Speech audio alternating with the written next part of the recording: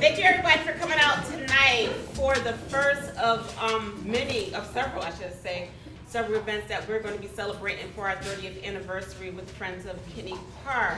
So they always say you have to open up with a joke. I'm the queen of bad jokes. So here we go. A retired chief historian and a board vice president walk into a park. Okay, that's a joke for the evening. So 30 years. I've actually been with this organization going on 20 years. You know, in a sense, I grew up, I raised my daughter with this organization. Henry always says he has photos of when I was a kid, but you know, I was a grown adult with a full-time job raising a child. You know, although I've been a member of this organization for a number of years, it's always great to hear people tell stories about Keney Park. As you know, the stories actually transcend the borders of North Hartford. You know, one time I'm in Staples picking up stuff for Friends of Keney Park. Somebody says, oh, my father has old photos of Keney Park. I hear stories about when people go to their doctors. I think a lot of people go to the same doctor over there on Woodland Street. I don't want to name any names, but my daughter used to work for them also. And they will also tell stories about Keney Park and what they used to do as far as growing up in Keney Park. Personally, I grew up in front of Lazada Park on East Street. And my experience and my memories of Keney Park has always been, and some of you probably can relate to this, getting your favorite spot for the cookout. Right? How many of you have done that? I mean, you had to make sure you got there real early in the morning and stake your claim. Yes. You know, as a child, you know, one of the things, because, you know, children, they don't think of anything harmful at all. So anybody remember that old playscape? You know what I'm talking about. Yes. The rocket. Rocket. So we will always try to go to the top. And as children, what we do, try to shake it, to shake it. So those are some of my memories. And I'm looking forward to hearing some of the memories that we have from our panel. Unfortunately, Steve Harris is not able to make it today. But we have our board vice president, Henry Hester, our local historian, William Homesley, and everybody recognize the chief, right? Chief Charles Teal. So before I turn it over to Denise, our moderator for the event, I understand we have somebody that we need to recognize. There's a lot of people. Janice Fleming, with the voices of the women of color. Come on down. Hi, my name is JC McCauley. I'm Naisha McCauley, and you're watching AccessTV.org.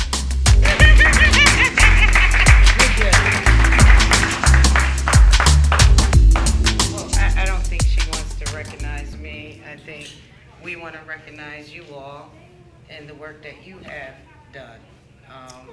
Once a year, the Voices of Women of Color sit down and look at things around the city that we like, and we decide that we want to support them. I'm an old school organizer. I know how hard it is when you have organizations that don't have like big budgets, and you still got a lot of work. And I remember those days back at Hart and Blue Hills, and it's always humble to give where you can. And so we want to give you $500. Oh, thank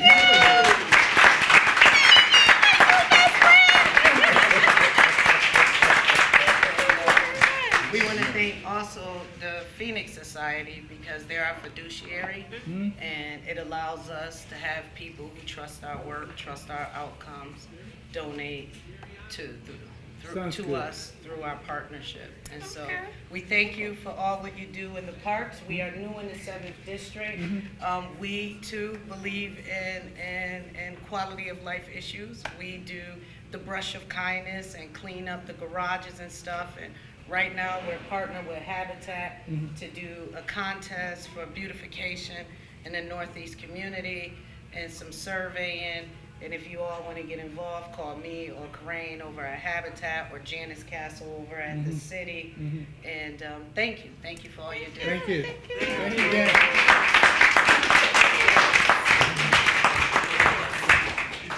Yeah, we're also fortunate to have a couple of members from the Phoenix Society sit on our board. So let's see. I see a couple of people in the audience that I recognize. Lady back there in the purple. Is that who I think it is to me? Hi, Sarah. Welcome. And we have her brother from the Keney Park Sustainability Project. Hey. Let's see. Mike Fothergill does the annual fishing derby. Let me see. Is that Pat Kelly back there? Did I see her walking? No, I'm a little old, so my eyesight isn't what it used to be. That's her right there. Okay. Let's see who else we have. I think Doris. How? You know what? I think she's probably. Hi, Doris. With State of Connecticut DEP, the person that stocks fish. Are we still on schedule to put the catfish in tomorrow? Tomorrow. Okay. I've been telling people. What's that again? 1 and 2:30. So they always put fish into the pond every single year. We really appreciate that. Let's see. Who else? Is anybody else Denise at the beginning? My friend Nancy Mason from the Garden Club. Hi, Nancy Mason from the Garden Club. All right. Anybody else? Okay. So without further ado, I'm gonna turn everything over to Denise. All right. Enjoy the program, everybody.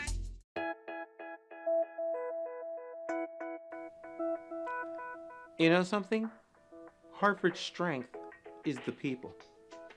They're independent thinkers and love their city. So how did Hartford fall into the hands of rogue policymakers? Well, to start, this rogue group spent nearly $1 million putting themselves on the inside and leaving you out in the cold. What if I told you that $5 can be the difference between a Hartford with hope and vision or a Hartford that is in perpetual decline, increasing crime, and an educational system going nowhere fast? Your $5 contribution to our team is a statement that you are investing in Hartford's future. Your $5 contribution to McCauley for mayor will make you a member of the team, and together we will explore the possibilities. More than that, you will be demonstrating that Hartford's people are ready to make a stand with Stan. Our goal is to get the support of 5,000 people who live, work, and play in Hartford.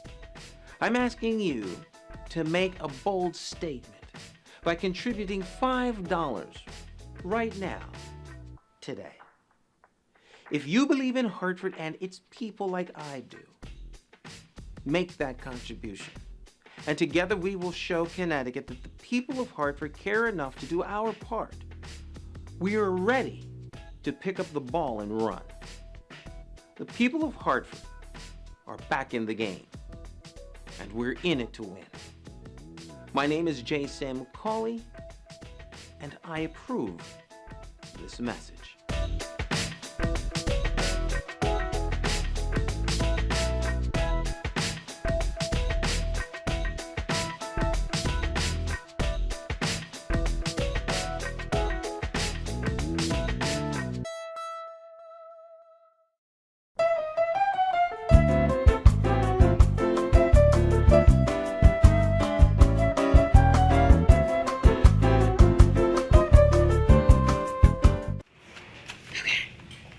Warmed it up for you, Denise. Yes, you did. And a good job you did. Thank you. Good evening, everyone. Good evening. So good to see everybody. Well, almost. I got to put my glasses on. Let's see.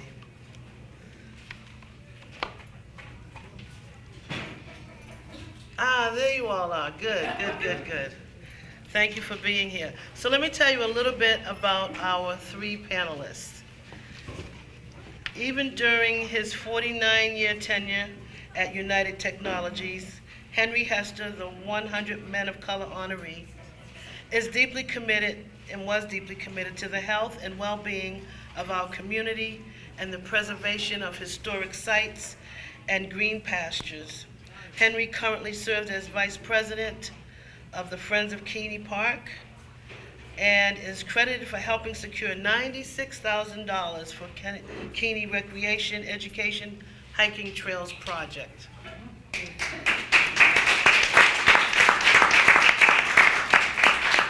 Who doesn't know William Hosley, also known as Bill? He's in cultural resource development and marketing.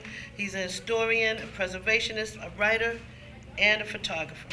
He's the former director of New Haven's Museum and Hartford-based Connecticut Landmarks. He has a special passion for historic North Hartford and Old North Cemetery, and we are so grateful for the work that he's done there.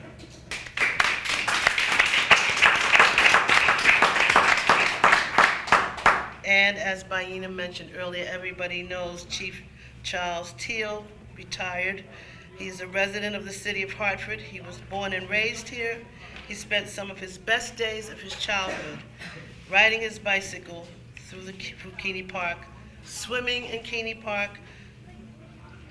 and fishing for catfish in the Keney Park pond. We won't mention any other things he might have been doing in the pond. We're just going to stick with all the good stuff. And I thank you guys for being here this evening. We call this Keney Park yesterday, today, and tomorrow.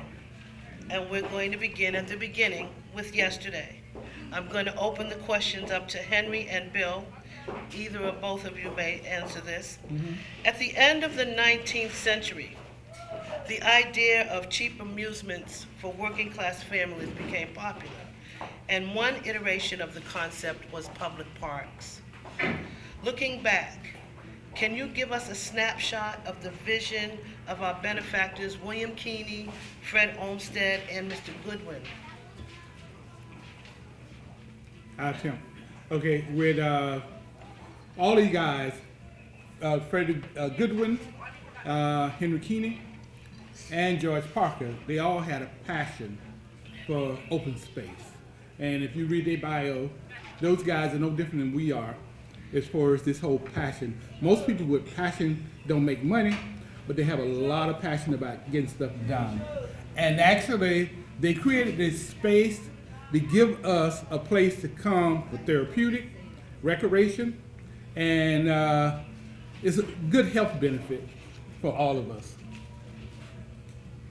Yeah, I mean, Frederick Law Olmsted, I think most you know, is born here and buried here, and he's, if there was a fifth spot on Mount Rushmore, he would deserve to be on it, because he's one of the greatest figures in American history. And he had a big idea, and that idea was that parks could be safety valves for congested cities. You know, in the time of the Civil War, these cities, we didn't really have cities. Connecticut didn't have cities. It had towns and little towns. And then all of a sudden, the railroads came and people started piling into these cities, and they were anxious about it, because they said if you get too many people, there's no recreational amenities and there's no green space, that's going to have consequences that are bad.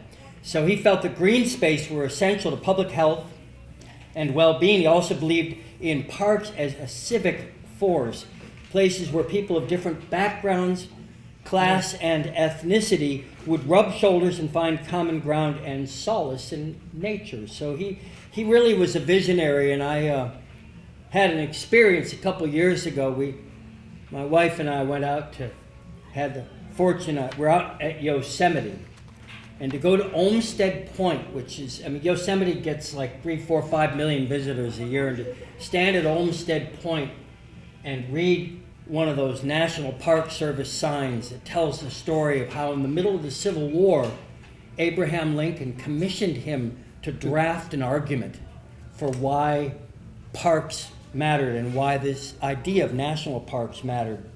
And it kind of gives you goosebumps being from here and thinking that this wasn't just a homeboy who kind of came up with a big idea. He was taking something that was in the water in Hartford and bringing it to a national and international world. So we're all grateful to him, and we've got these great parks because people like him really believed. You got it. And the thing that I think Friends of Keney went, when we first became part, we organized this Friends of Keney, went to Boston. And when I went to Boston, and I saw how they glorified federal law Olmsted. Then I found that federal law Olmsted was from here, and he's at Old North Cemetery. So it's always been a piece that I always wanted to begin to highlight this guy, let him be kind of a model for young people to say what you can and what you can't do. This guy did an excellent job throughout the whole country, making green space a place that people can enjoy, and just his life alone, the way he came up. And I look at the young people in our neighborhood that can kind of mimic some of the stuff that he was doing. So I think the guy's great, and I hope that we look at bringing this guy to fruition, bringing him as a figure that kids can see.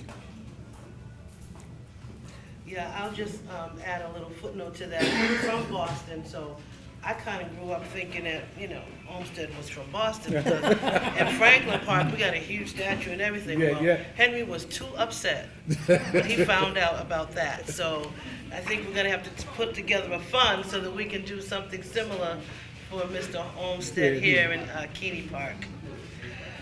Charles, you grew up here in North Hartford, and I know that you spent some happy times in Keney Park. Tell us about your fondest memories, some of your experiences growing up, so to speak, in the park. And think about, if you will, what have we lost, if anything? I tend to give presentations in somewhat chronological fashion. Okay.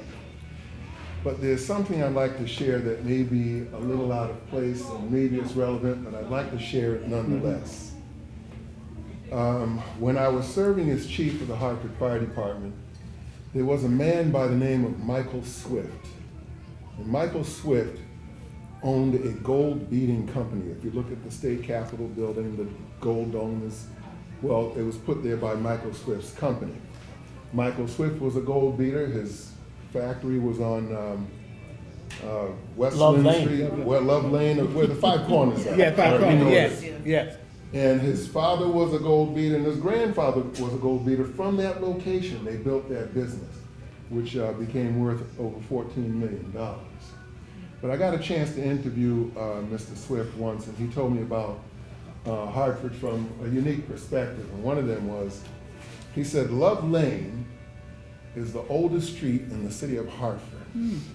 So I said, I'm a history buff. I'm not a historian like Bill Hosley, knowledgeable about Keney Park like Henry is, but I'm a history buff. I pay attention when people tell me about history. And I said, I thought Kings Highway, which became Main Street, he was like, no. At this point, he was 103 years old. He was 103, and he worked every business day.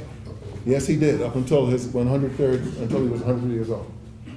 But he said, Love Lane is the oldest street in the city of Hartford. He said, the Indians used to use it as they went from what is now known as Keney Park, when they walked down to the river. So I said, the river's way over, I'm thinking Connecticut River.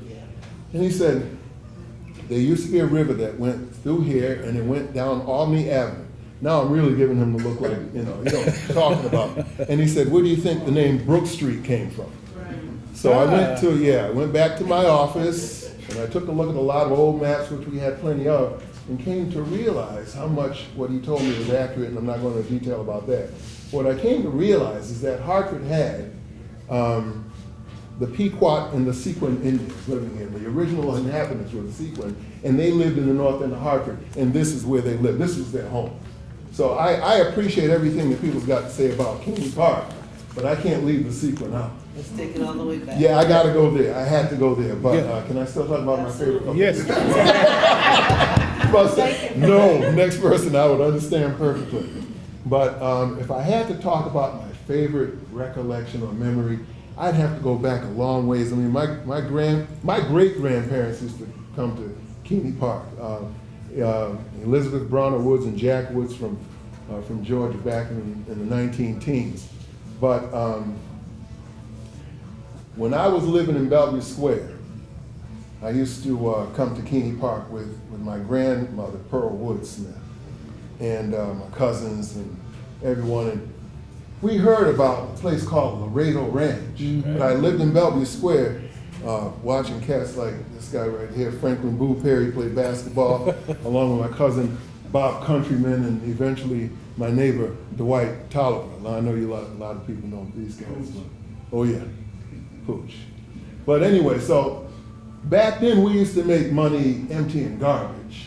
There was two incinerator buildings, and some people know what I'm talking about exactly. I can see, but we used to go to people's houses, and people living on the 4th floor. We go, do you have any garbage you want us to empty for some bottles? And what we would do is we would empty their garbage. They have to carry the garbage all the way down 4 flights of stairs, all the way to the incinerator building, come back, get the bottles, bring it to the, but we made money doing that.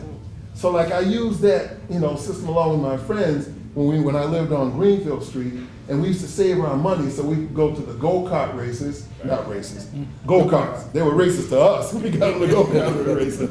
But we used to have go-karts out here. And we also had, and I know some people are tired of hearing me talk about this story, Laredo Ranch. Yeah. Yeah. And yeah, horseback riding. What was, I don't remember this one, I was not around for this one. What was the name of the ranch before Laredo Ranch? You don't know?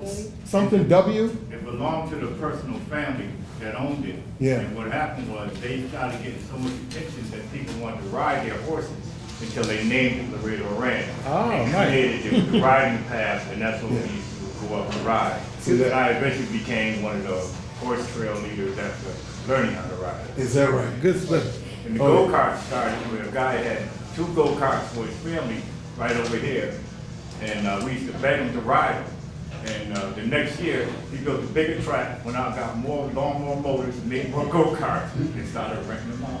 Good Well, stuff. see, That's kind I love doing this. I don't Yeah. take up too much time. I'm sorry. Nope, You nope. got to blame him too. Yeah. That's okay, Mike. No, I That's good. appreciate that. That's really Yes. helpful.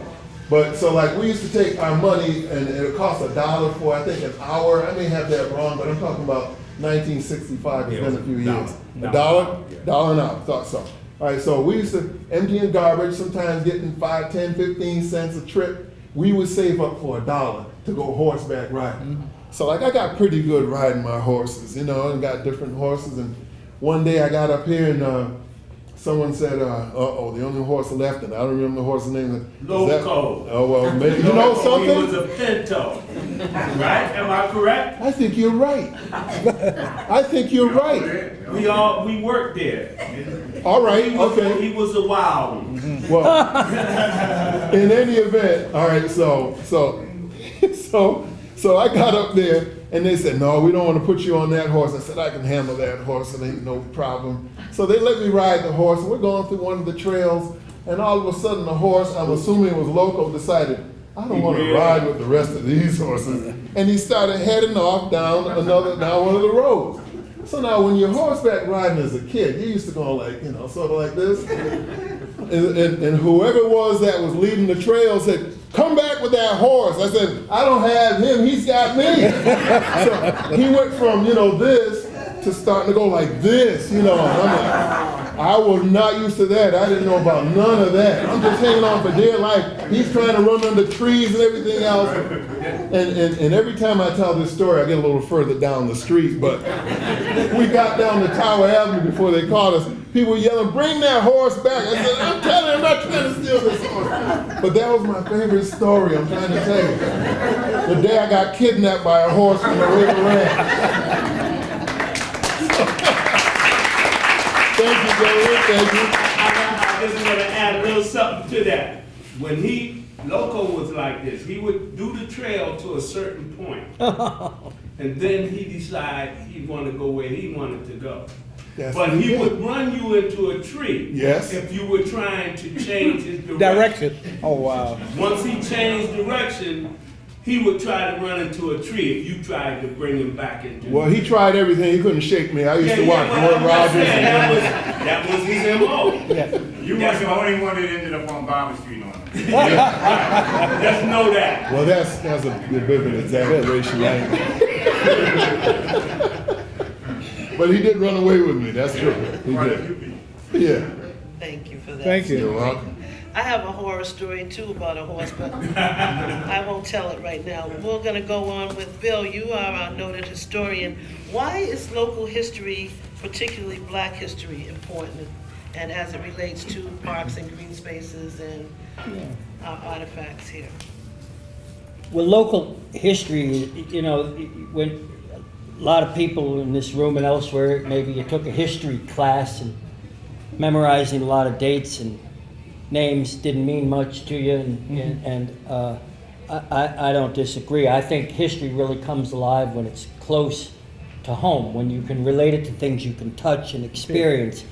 And so to me, local history is the level that matters most. And we are so blessed here in Hartford with so many layers of interesting stories to tell. And I think that the power and the value of history really comes down to two words: civic attachment. As I often say, you can't love a person you don't know, and it's hard to love a place you don't know. And the only way to know a place is by becoming familiar with these stories. And channeling Bishop Curry now, love really is what I like that. It's all about love. It is. Come on, it's all about love. And if you love it, you don't hurt it. Yes. And you don't abuse it, and you don't steal from it. Yeah. And it's precious because you know what it is. And you know, as far as Black history, I don't need to tell most people here that we've had a long history of exclusion and complicated, you know, racial relations. And I know this neighborhood, you know, first they dropped an interstate highway, I-84, I call it the Great Wall of China. It separated downtown from the north end, which nature did not mean to separate, but it did create that separation. And then in the 60s, there were riots and redlining and all kinds of difficult things. And the way you heal all that is through, again, stories and knowledge and inclusion. And I think that the beauty of all this history is that it belongs to everyone. And the beauty of Black history is there's a lot of it, and we haven't even begun to tell it. And I think one of the things people who know me have heard me talk about, the Johnny Rogers collection, which I have yet to see, but I trust amounts to something. We need to do something with that. If you travel around the country, I realize Hartford is smaller than Detroit and Atlanta, but over the past couple of years, I've had the good fortune to travel to places that are doing astonishing things with African American history. And probably everybody in this room knows about, and maybe half of you. How many have been to the National Museum in Washington? The new African American Museum. It makes your head explode. It's so brilliant. Yes. To me, as a museum person, I worked in this business. It's the greatest triumph I've ever seen. It's so sophisticated and engaging. We got there at 10, and I did not see everything by 5, and I did not stop for lunch or to go to the bathroom. It's just an incredible thing. And so Hartford has a lot of that history too, and we don't need a $50 million facility to start the process of engaging people with this stuff. And if I'm a school kid, you know, Charles Barrow and I have worked a long time with Evelyn Richardson and Mike Fothergill in Old North Cemetery, and right across the street is the Sand School. That's kids. You could walk from Capitol Prep and to Old North, and Old North is just like a palace of stories. It's unbelievable. So I think that we need to do more to engage people and give them that sense of inclusion and pride that comes when you know where you come from. I will quote, I have, if you go on my YouTube channel, William Hosley, you can find a little excerpt. Louis Farrakhan sometimes is controversial, but he also says some pretty powerful stuff. And I have a little excerpt of a speech he gave about the importance of history. And he says, a parent's greatest function is to pass on history to a young generation so that young people will be inspired by knowing what their fathers and mothers did so they can build on that, what they did, and build greater than what their parents did. And, I think black people had their history stolen from them, their identity stolen from them by slavery. So what I've experienced over the years is my African American friends often care more about history than white people do. Privileged people do, because they know what it's like to be stripped of their history. So I'm all for it. I think you can tell. Thank you. And I'm glad to hear that, because there's a group of people, a couple of groups actually, trying to work on that Johnny Rogers collection, trying to create a museum and cultural center right at the old Northwest Jones School on Albany Avenue. So I'm going to be picking your brain and your pockets for that one. Thank you. I moved here 38 years ago, so I feel like I'm home. And one of the things that I noticed not long after I moved here, first of all, I brought my wedding party to a cookout in Keney Park. So everyone who came from Boston was amazed at how similar it was to our own Franklin Park, and we just loved it. And I live on Deerfield Avenue, so I call this my park, because I can walk right up my street into my park. I was surprised to learn that Connecticut had, I say had because I haven't looked at the statistics in a long time, but when I moved here, Connecticut had more parks per capita than any other state. Guys, how important is reinvestment in Keney Park, other green spaces, and historical sites in North Hartford? Anybody? I think it's very important. I like to piggyback on what Bill was talking about. I think when people tend to feel inclusive as far as they're part of the process, I know I've seen this in being on Friends of Keney Park. By being part of a plan and making the plan work, then you can see the plan. And I think a lot of it is continuing to get people from the community to be part of a plan, because the plan kind of gives you a better feel as to where we're going. And if we can get people comfortable with the city, that plans are inclusive to all of us, but you got to come to the table. And my experience of working in Keney Park, because of the passion I have for Keney Park, but I want to continue to bring in another generation, and I think we can do that by telling people that this is yours. Because as I'm 74, and as we get older, at some point we got to create another Henry. You know what I'm saying? So basically, I think this whole thing about the thing that I work hard about is creating relationships. And relationships work. And I think as we continue to move forward, irregardless of this one city, one plan, we just can't say it. It's almost like just say no to drugs. We can't do that. We've got to make the plan work. So I think we just got to continue to make the plan work.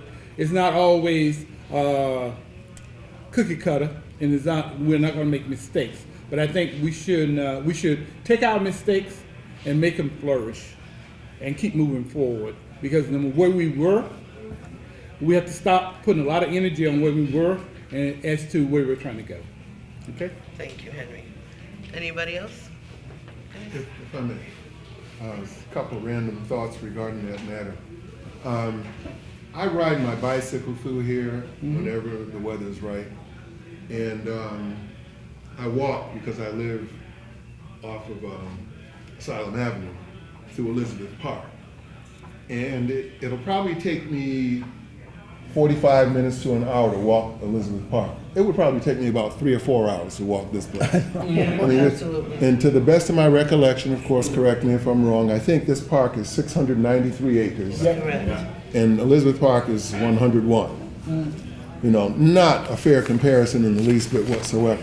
So the amount of people that it would take to make sure that this place is comparable is substantially greater. It's going to take a lot of people. So we have to, as these gentlemen have been saying, make our young people aware. Many people don't know this.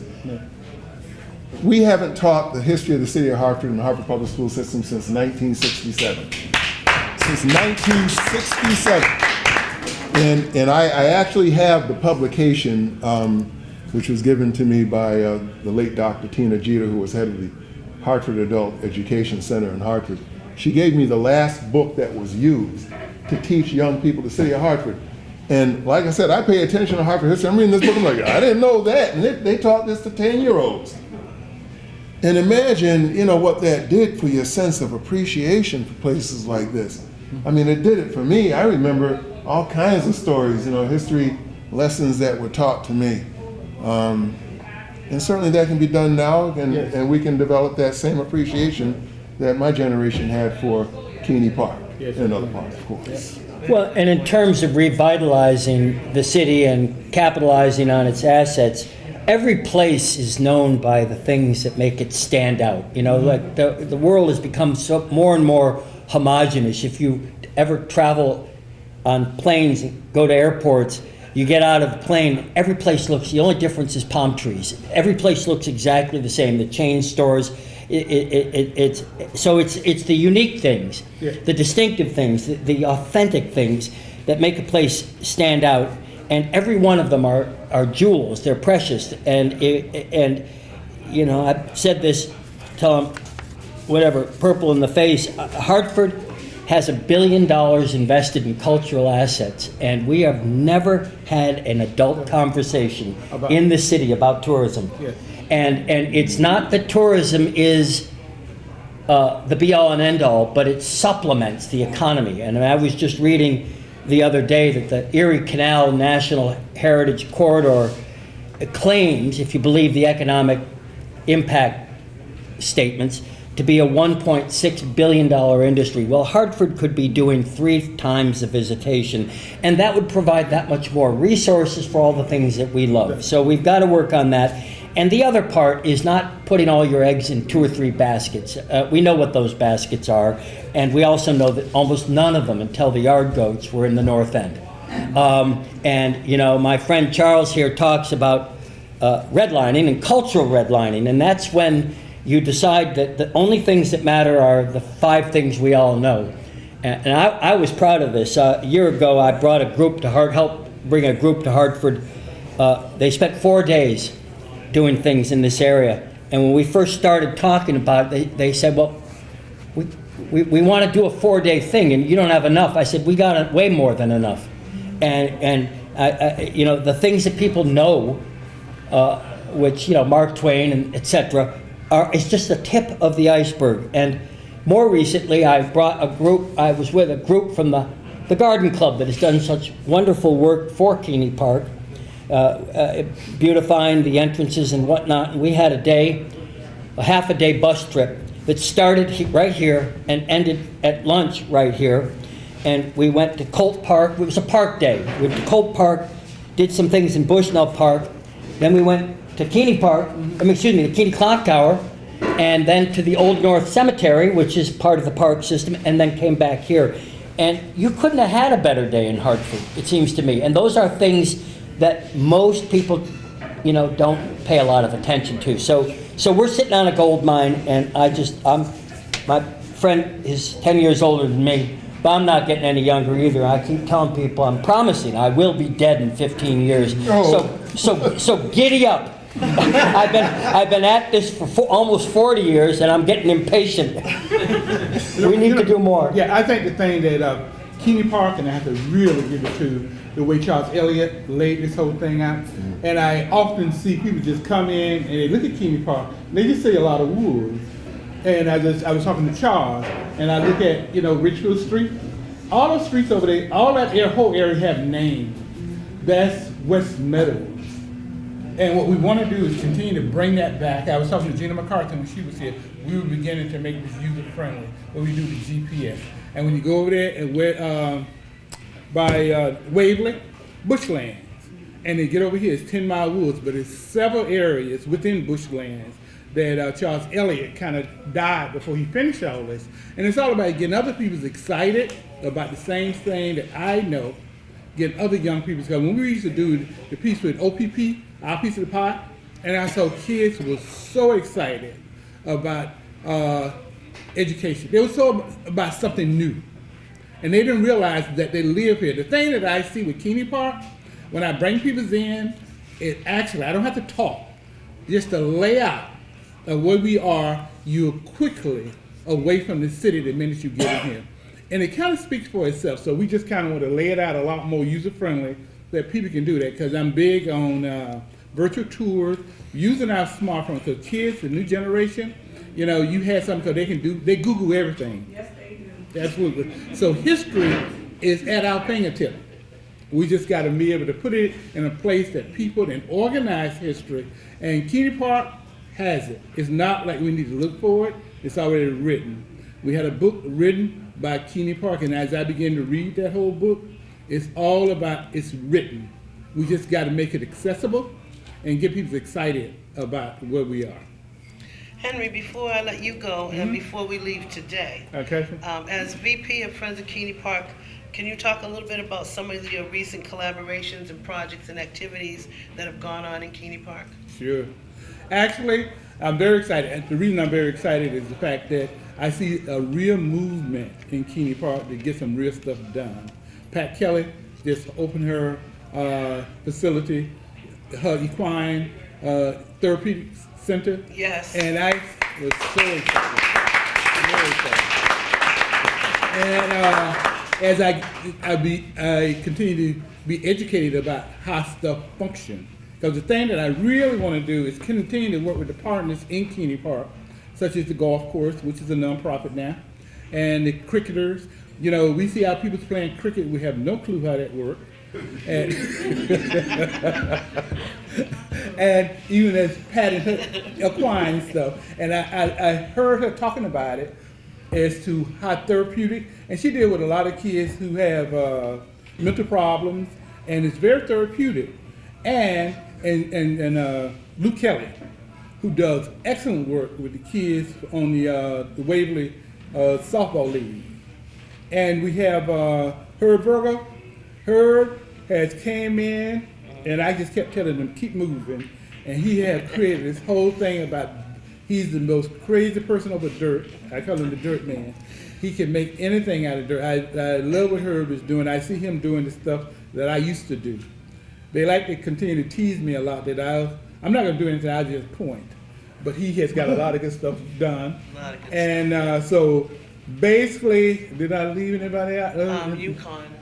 And Yukon. Yukon is like Santa Claus coming to town. I'm working with Yukon on the clock tower.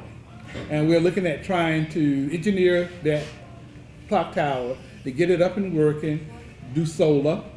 And the engineers came in last week, very excited about it, that clock tower. I really want to make that kind of a historical stop for Frederick Law Olmsted and Charles Elliott, Henry Keney, that we can actually go from floor to floor, and or we can actually electronically do a piece where you can do it without going, because it's a small space, so everybody can't go, we can't make it ADA, and we can't put no elevator in there. So, so we really want to kind of work as to how we can make that accessible to people. So with the Yargos coming and another glimpse of life that's coming in North Top, I'm very excited about this city in a whole. And I continue want to push this thing about one city, one plan, but I think it takes us, everybody who live here, it's our responsibility to be part of this stuff. But I can get people at the table, it's a big plus for all of us. Because our next generation, they need to be in the forefront of taking charge. Thank you, Henry. As we continue to move forward into tomorrow, Charles, what are some of the necessary changes and or additions that you would like to see for Keney Park? Most of the park that I had the pleasure of visiting when I was a child is south of Tower Avenue. I mean, sometimes, once again, we would come here for the go-karts and horseback riding, but most of it was south of Tower Avenue. And as I go through that area, I think about all the wonderful times and the people I knew, my goodness, and some of the stories, too crazy to tell. But what I would love to see is Because unfortunately at times, and particularly I like to ride on a Sunday morning, I go through the area and there aren't a lot of people in the area that I'm referring to. I'm talking about, like, the old playground next to Greenfield Street and the pool area and the pond. There aren't a lot of people there, and there's an expression, you're never alone in a crowd. And it just would be wonderful to see some kind of means by which people go through there regularly, so other people aren't so concerned about going through there, by themselves. So they know that periodically there's going to be someone here. I can rely on that. Mm-hmm. But, unfortunately, I have been in that area when people haven't come around for quite some time, and I don't think everyone would feel comfortable in an environment like that. Not everyone. So I guess what I'm saying is we need some means by which to periodically look through that area, a person of authority, to make sure that everyone and everything is okay. Good, thank you. Because I'm looking to try to use the Edmund horse swimmers. That's a great idea. Yes, because number one, horses have a presence and they have a demand. So actually with our youth, knowing the history and through technology, they can get it. So I think we just got to continue to push the next generation to do this stuff and look for some funding to do it. I have one last question for you guys, and then we're going to open up the questions to the audience. Mm-hmm. The United States Land and Water Conservation Fund is a federal program that was established by an act of Congress in 1965 to provide funds and matching grants to federal, state, and local governments. The main emphases of the fund are recreation and the protection of national natural treasures in the forms of parks and protected forest and wildlife areas. The Land and Water Conservation Fund is set to expire in September of 2018. And there's been little movement in Congress to reauthorize or fully fund the program. Is there something we should be doing on a state level to protect these resources? I think we should start having a conversation to show the importance of what green space and how it has impact on us. I think we got to make it, as I always tell Julia, and Julia Yakovich was talking about the type of stuff that she was running into as far as getting money to do some of the projects where in the sports is a lot more, it's sexy. We got to continue to make this stuff that we're doing appealing, you understand, and actually show the value of what this is all about. When we start talking about conservation and green space, and we all kind of take it for granted, using green space, but we've got to make that a priority. Yes. Yeah.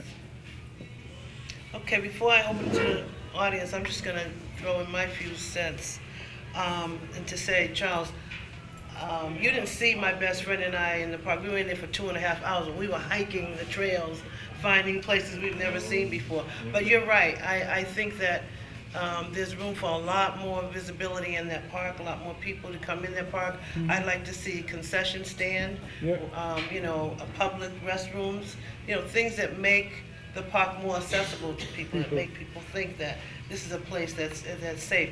And in fact, it is safe. At least on my side of the park, and I would say my side, Upper Albany, we meet, I'm the chair of Upper Albany NRZ, and we get a police CompStat report every month.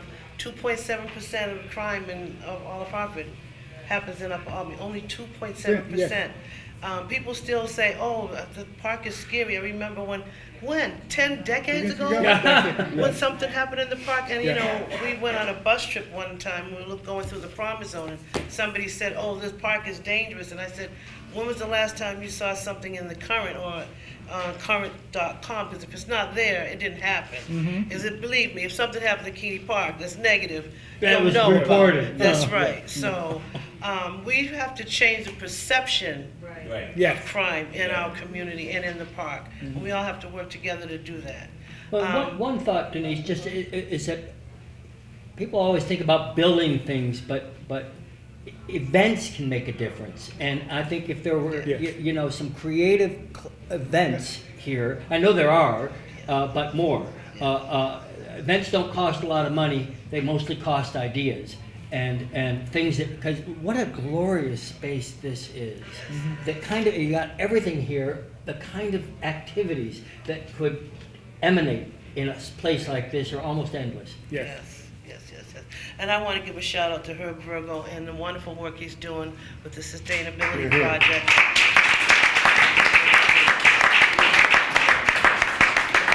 I'm gonna get a table out of that, and you can even get maple syrup. I mean, some flowers, some plants. I mean, he's got all kinds of things going on in there. It's just amazing, amazing work. And 2 beautiful little goats as well. Yeah. And yes, there are. And Herb Herb Wright isn't here, but I should mention him, an elderly gentleman. I could say that even though I'm senior citizen myself, but he's 88, so Yes. okay, he's elderly. Yes. But he does a fantastic job with that pond Pond house. house. Oh, that pond, my yes. goodness, I mean, not a week goes by. He keeps it spick and span, and not a week goes by that you don't have several events, as you were Yes, saying, yes. Bill, happening in that pond house. And I hear people say all the time, they go in, they go, oh, wow, I didn't know it was this nice, because they have some sort of perception from yesteryear, and they haven't been in a couple of decades. They don't know what a wonderful space it is to have a wedding reception or a baby shower. Or the Journey Writers could go and do a program. That's my writers group. And Herb started doing jazz concerts 2 summers ago. Yep. And so we'll be doing that again. So we are trying to build up the kind of a number of different types of events in the park and getting more people out to enjoy these 693 acres that we are lucky to have and we have to hold on to for dear life. Yes. Now, I've seen some hands raised. I'm going to start with Yeah, I you, just Charles. wanted to recognize Mike Fothergill, because he was responsible for cleaning up that pond over there and getting the fish and everything in there, with his group Yes. around me in the new village. So Yes, they were. Thank you. Mike's a Yes. recognition.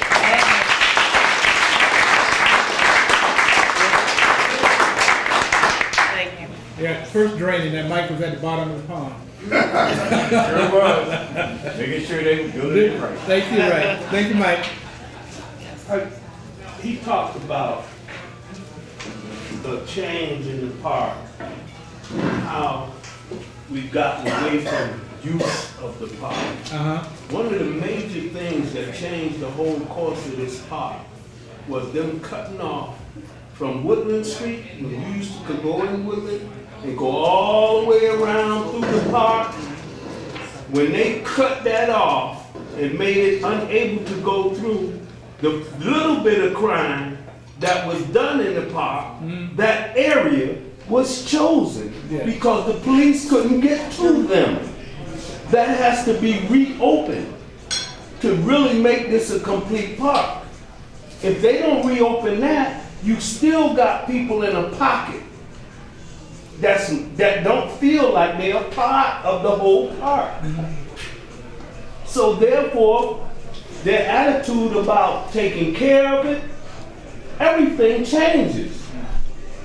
And when you talk about being inclusive, that's one of the things that make you not inclusive. If you from the North End and you walk into the park and you say, when I was a kid, we could go all the way through this whole park in a car. See, it's little small things like that that change the whole perception of the park. And until we understand that our generation is the ones that need to correct these things, because we the ones that let them get out of place. And you know, Michael Jackson said the man in the mirror. And if each one of us don't look in that mirror and see what part we play in changing this community from being a community, because it's not a community anymore. It's a place where there's buildings, there's housing, there's parks, but the community was everybody took care of everybody. So it's no longer a community. And until we understand that, no matter how much we try to make change, it ain't coming. Because when people don't feel a part of something, they're not going to work at it. And to make this work, it takes work.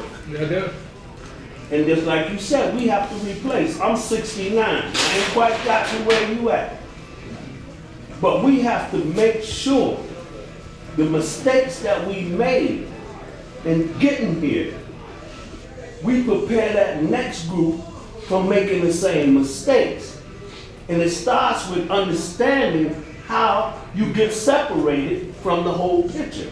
And that little part, and people can act like they don't understand it, but if you've been around, when that was open, people were in this park 24/7. Yeah. So you couldn't do crime because there was always somebody around. Yeah. But when they closed it off, then it made it a bed for crime. Yeah. So some of these things we got to understand. But can I answer that question? Because see, I came on by that time, and a lot of it was because when money, like we are now, and we didn't have Friends of Keney, it was the Urban League. They had to go to somebody, so they came up with the decisions. Not like it can't be corrected, Right. but it's all about continuing to come up with a plan. You know what I'm saying? So I think getting more people at the table, and I'm not saying the Urban League, that's the decision. When they did it, they looked at the best decision that they could make. Because we as friends, we made decisions that we could make. So I think we just need to continue to go on to the next page. And because I've heard the same thing, because number one, one of the biggest issues we have with the park is how do we manage it? Because number one, when it was very vibrant and active, and we had a park department with tons of people, we don't have that anymore. So we're working with a scaled down version of what we used to have. And I think we just got to look at what we have and how do we work with what we have. We can't go back to get where we are, but I think we can continue to work as a team. My point is this, is that just like with our organization around me, Mike Fothergill and myself, the things we've been doing over the years, we organized people.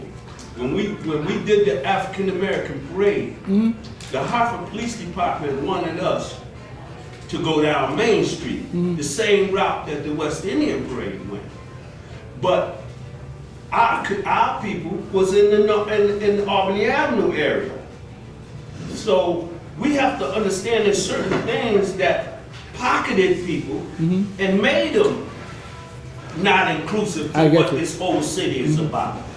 And these are the things, you talked about the redlining, and these are the things, no matter how much we sit in groups like this, until we attack the real issues that created those problems, we can't solve them. It's like math. If you don't know the root of the problem, you can't solve the problem. But we can begin to do a plan as to your concerns and anybody else's concerns as to how do we begin to remedy those things. Because number one, with a plan, I'm big on this whole thing about a plan. When you got a plan, one city, one plan, and the whole city can see the plan, I think we can go to the next page. Time to revisit. Thank you. Yes. I have somebody in the back there. Good evening. I was here last week and no one was here. I wonder why.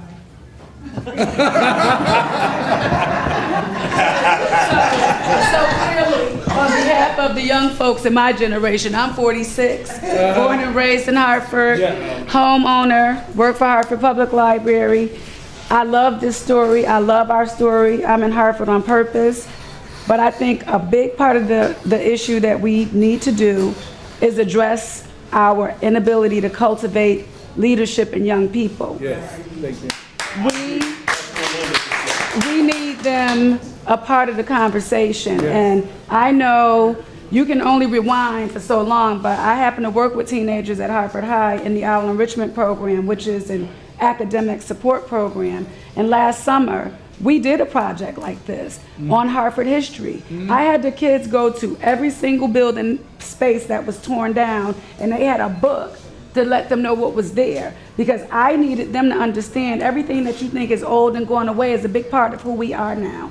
We need to include young people, and we need to stop making the assumption that they're not listening. My kids are published in the Northern Agent writing about what's going on. Young people are engaged, but we got to stop doing this. Had I known, it was a little more open, because I was a little unsure, because sometimes, it can be a little tight with them. Let's intend to invite them so that we can hear what their perceptions are, because some of them think some great things. The park is awesome, And I tell them when we're out here, this is our stuff. People come here in your neighborhood. Connecticut River is our river. We kayak there. The restaurants downtown, we do upscale dining. Yes. So I'm about what I'm talking about, but I include young people. So we got to do better with cultivating leadership, and we have to hold each other accountable, brother. Right, exactly. When people are throwing stuff down, you need to pick that up. That's one block at a time. One city, one plan. Is us all deciding. You're not doing that where I That's live. what makes it a community. Yeah, but we You got to have speak react up. to that. We got to speak up. And so Yes. we have to support each other in that. But this is awesome. Thank you. I'm glad that you're doing this. And please lean heavily on your public library. The Hartford History Center has photos of all this stuff and other information. You talk about a plan to visit. If you haven't gone, come. We're there, we're open, and we'd be glad to have you there. And thanks for coming. Talking about the history of Hartford, I'm gonna ask a question for everybody in here. What city in America rioted 5 consecutive years from 1968 to 1973? Does anybody know? I wasn't born. You wouldn't know. But I'm gonna let y'all, I'm gonna open y'all up to history of Hartford. Hartford is the only city in America that rioted 5 consecutive summers. Us young people were discouraged, and they waited for winter and hoped that we were gonna lose that discouragement. For 5 years, we let them know we were still discouraged. And I'm saying that to say that I stayed in this fight. My brother here, my father here, we stayed in this fight. We've done things with kids throughout all of these years since. But we still have to understand that no matter how a group like ours try to do things, when we want this park to change, this meeting is a good start, but we have to connect all the dots. Like this sister was saying, we have to have children involved, we have to have seniors involved, we have to have everybody involved. That's what makes your community, not a group of people that decide we're the leaders. But don't. No, I'm not saying that this group is that. But you're on point, because I'm working with Norton Senior Citizens. We are. The whole thing come down with a plan, and let's have a plan that we can see. That's what I'm coming from. And we are reaching out to youth groups. Yes, we are. As Debbie said, we're reaching out to seniors. There has to be more of it. And this is what tomorrow, our future is all about. And thank you for those comments. Really, thank you. We have a question in the back, please. Yes. Well, it's not really a question, it's a statement. One of the things that we've been in the park, well, heck, I was born right across the street from the park, so I've been here all my life. But we've operated in the park almost 20 years now. And one of the things that I've learned is that the negativity that we think about the park has come mostly from us. I started a program in 2003. It was called the Inter-District Program. We got a grant when they were beginning to think about the magnet schools. So we got a grant from the state to bring in other communities to our facility in Keney Park. And we brought in Cromwell, Bolton, Windsor, and Hartford, 5 school districts. The first day, those kids showed up from Bolton, Cromwell, and Windsor. Everybody in their family came.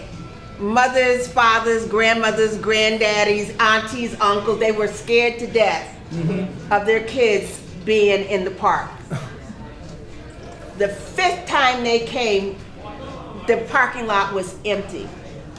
Nobody came. I ran that program for 9 years. Those babies came every Saturday with no problems. As a matter of fact, today, one of the alumni who now has her master's degree from Bolton, living in Bolton, has her master's degree from University of something in Washington State, came back to say, I'm in town, I wanted to come by and say hello to you. Thank you. These are kids from, and every one of those suburban families thought that Keney Park was the most beautiful park that they had ever seen. And right now, I've got people coming in from all over, not only just Hartford, but Connecticut and other states coming in to do equine therapy or to coming in to do the training to become certified in equine therapy. And they all say the same thing. And I think all of this negative stuff that we hear comes from us. Because they're like, huh? Because it is a beautiful park. It is, and we take them on. We had a group of Lynx 3 Saturdays ago from Bridgeport. They had never been in the park before, and they were amazed. We took them on a hayride, completely amazed. Yeah. So all we have to do is just cut the negativity a little bit and stop talking about what used to be, what had happened, and let's talk about what we're going to do. I'm coming over to Herb's place. It's going to be a theft. I'm going to do it. Over there, they got cameras. Well, I'm going to do it. Because he's got stuff for his garden that I need for my garden, and I'm going to go get some. But the place is beautiful. All we have to do is we have to market it. We have to market it, yes. And keep doing what we're doing. Yes. If you haven't been, you gotta go over there to see all of the innovative work that Virgo is doing in the park. So before we break up the formal part of the program. I'm going to be brief. Grew up in this city. When I was 17, in Bellevue Square, we started Bellevue Square Youth Council. From that, we got a little notoriety because we were entertaining ideas from the teenagers as to what they wanted to see us done in their neighborhood. The JCs got to notice of what we were doing and invited us into their meeting. They eventually provided us with everything that we put on the list that we wanted to have done here in Hartford for youth. Painting basketball courts, hopscotch on the ground. They did everything that we asked for several years. And I'm saying that because when they provided the activities, the kids will use it. Now, the plan that you need, first of all, because once you put kids into programs, now you got a mentoring concept, a mentoring structure, you have a physical program. When I came up, they provided the programs we joined. We didn't write the programs as kids. But the point I'm trying to make is, you got kids all around that park. If you take the activities that those kids can participate with and put them in the park, they will come. But if you have nothing there, they won't come. But once they come, the mentoring structure over them comes, the parenthood comes, and the community will thrive.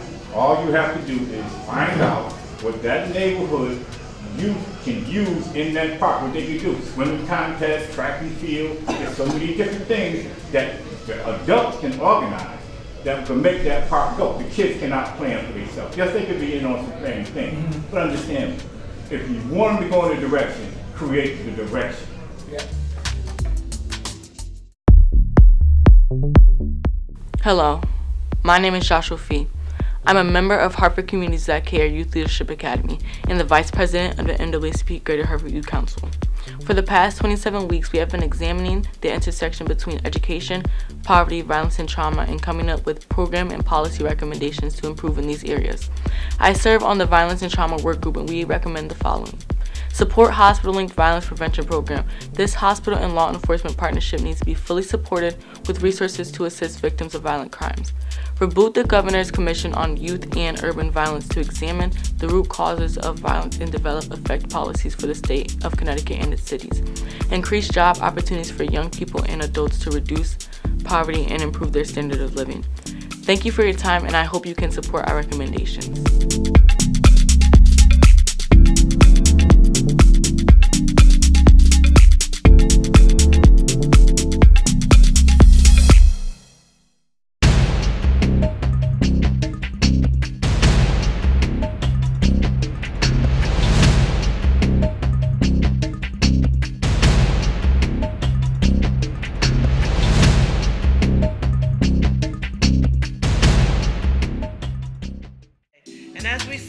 Our 30 years of stewardship. We have a number of, this is the first of a number of events that we're going to be having. This one was free. The next one, we're gonna ask you for a little bit of money. And that was gonna take place, it's our second annual Eat, Drink, and Donate fundraiser. It's going to be held at the Flying Monkey Grill and Bar, which is at the Hartford Brainerd Airport on June 7th, Thursday, June 7th, from 5 to 8 p.m. We hope you'll come out. The donation is $25, $20 for Friends of Keney Park members. That's June 7th. And then on Saturday, September 15th, the Friends of Keney Looking Back Toward Our Future, our 30th anniversary luncheon, which is going to take place at the Yard Goats Club in the Dunkin' Donuts Park. That's Saturday, September 15th. So we'll be keeping you abreast of this as the months go by, and there'll be other things coming up as well. I want to thank all of you for coming today. I want to thank my 3 guest speakers, who 2 of them had to leave. Well, one, I don't know where he went, but Bill had to go. He had to go and celebrate his daughter's birthday. Thank you so much, Chief Teal, for being here, and Henry and Bill. And thank you all for being here and participating. And as I said, we got you on film. We will be in touch. We still have time, so please enjoy yourselves.